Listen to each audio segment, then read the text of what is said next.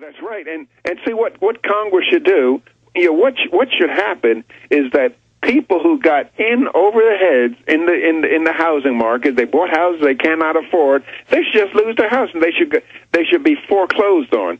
That is, if I think it was Herbert Spencer said, I believe it was him, it could have been somebody else, that if you protect people from the folly of their ways, you create a nation of fools. And that's what we're doing. We're protecting people from their folly and therefore creating a nation of fools.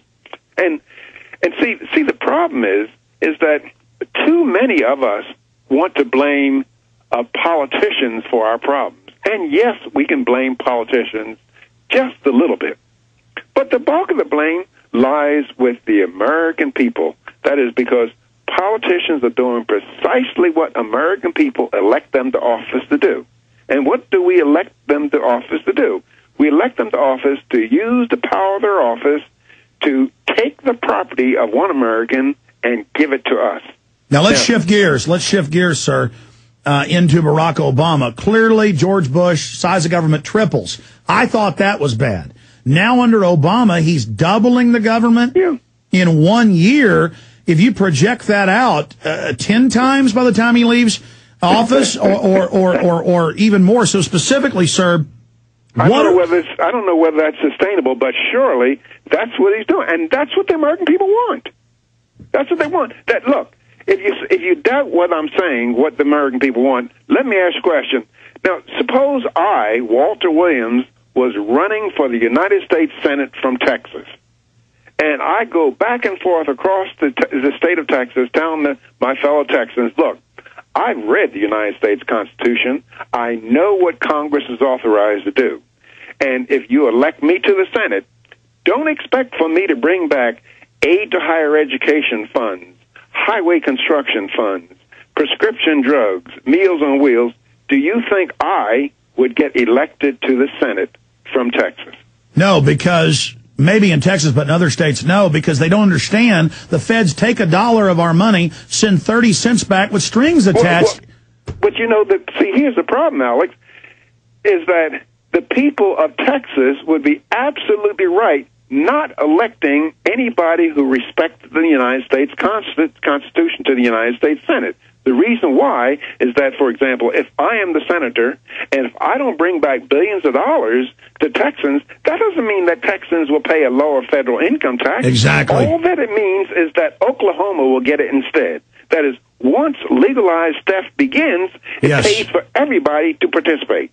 Oh, that's a great point. I hadn't thought of that. That's what Ron Paul's always saying. They say he's a hypocrite because he votes against the bills, but then the spending bills. But once the money comes in, he says, look, I'm going to earmark this because the money was spent. I mean, now you're paying these taxes. You don't want it to come back for the shrimp fisheries of the Gulf Coast. I mean, I represent the Gulf Coast.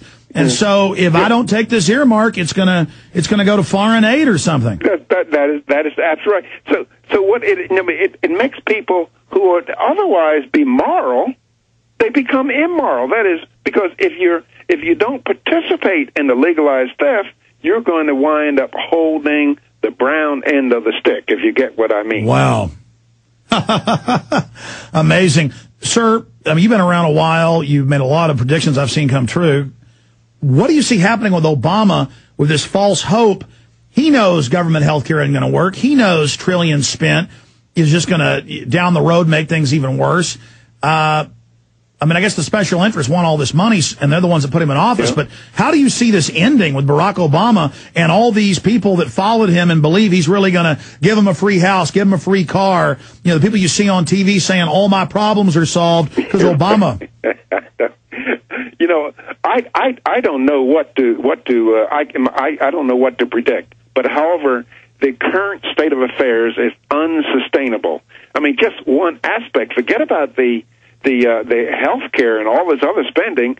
It turns out that the unfunded liability of Social Security and Medicare is $101 trillion. Now, what that means when I say unfunded liability, and even the Social Security Administration's report, they say is the unfunded liability, this huge $101 trillion. What that means is that in order for Congress to make good on the promises it's already made to people who are living today in terms of Medicare and Social Security, they would have to put trillions of dollars in the bank today, earning at least a 6% rate of interest in order to make good for it. And this is not going. They're not going to do that. And according to some estimates, such as the National Center for Policy Analysis in Dallas, Texas, they point out that by 2040, I believe something like, given the current state of affairs, if it continues the way it's going now, that 80% of the federal budget will be spent on Social Security and Medicare. Amazing.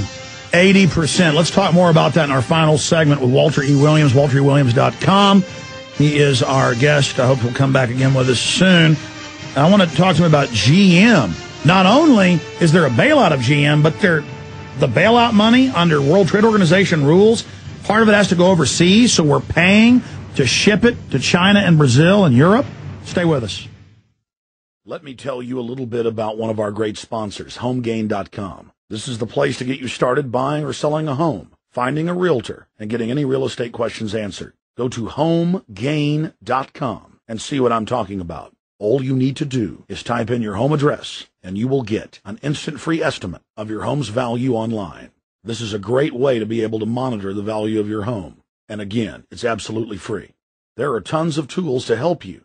For instance, if you want to remodel your home, go to HomeGain.com. Use their Home Sale Maximizer to help you determine which home improvements can most increase your home's value before you put it on the market. For 10 years, these folks have been helping home sellers and buyers. Visit their link at Infowars.com. Look for Max, the orange Home Gain Gorilla, to help you with any real estate needs you might have. You'll love this site. It's HomeGain.com, HomeGain.com. Check them out today.